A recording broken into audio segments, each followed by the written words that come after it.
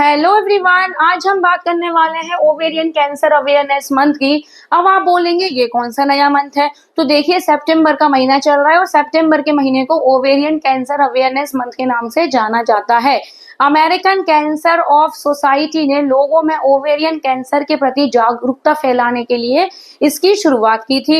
Indian council of medical report के अनुसार अगर हम 2019 तक की बात करते हैं तो अभी तक करीबन 1.7 लाख औरतों की मृत्यु ना इसी ओवेरियन कैंसर के कारण हुई है। मतलब 1.75 लाख औरतें, मतलब इसी कारण से उनकी डेथ हो गई है। अगर हम बात करें एक्ट्रेस मनीषा कोइराला, तो वो भी इसी कैंसर से जूझ चुकी थी। तो इस कैंसर को लेना, देखिए कैंसर तो कोई भी हो उन्हें बहुत गंभीर लेना चाहिए और ये फर्स्ट और सेकंड स्टेज में इसका पता नहीं चलता है। ये करीबन 35 ईयर्स से लेकर 65 ईयर्स तक अपनी चरम पर होता है और इसकी शुरुआती स्टेज में आप नहीं पता लगा सकते कि आपको कैंसर है। कहाँ होता है ये? तो हम इससे पहले वाले वीडियो में पढ़ चुके हैं फीमेल रिप्रोडक्टिव ऑर्गन्स के बारे में। तो ये वही हमारी, देखिए ये ओवरीज होती है, ये ओवरीज की परत से शुरू होता है।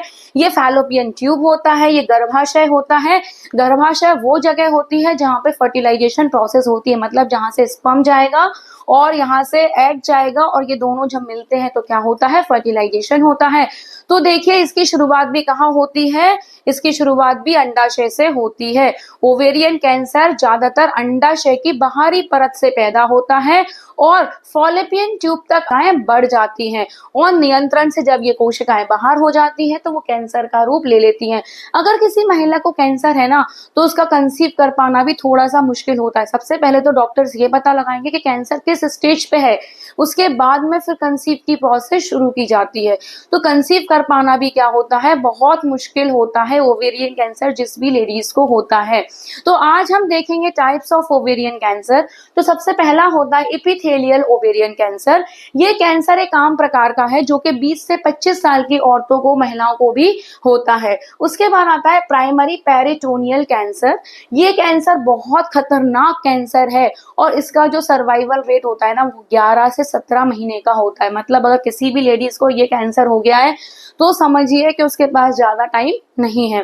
फिर होता है फॉलोपियन ट्यूब कैंसर। ये होता तो वैसे बहुत कम है, अगर जिसको हो गया तो जान तो जाएगी, लेकिन ये होता है 100 में से केवल और केवल 1%।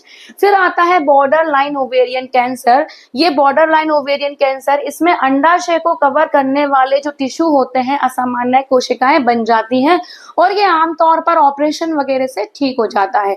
अब हम देखेंगे स्टेज 1। तो ये देखिए स्टेज 1 में कोई नहीं कह सकता कि इसको ओवेरियन कैंसर है, क्योंकि इसकी जो कोशिकाएं हैं, सेल हैं, वो ज्यादा नहीं बड़े हैं।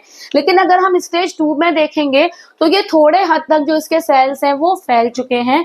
स्टेज 3 तक आते आते ये पेट तक फैल चुका है। मतलब ओवरी से कहाँ आ गया है? पेट तक फैल चुका है। और स्टेज 4 तक आते आते ये असामान्य अंगों में, मतलब सारे अंगों में पूरे में फैल चुका है।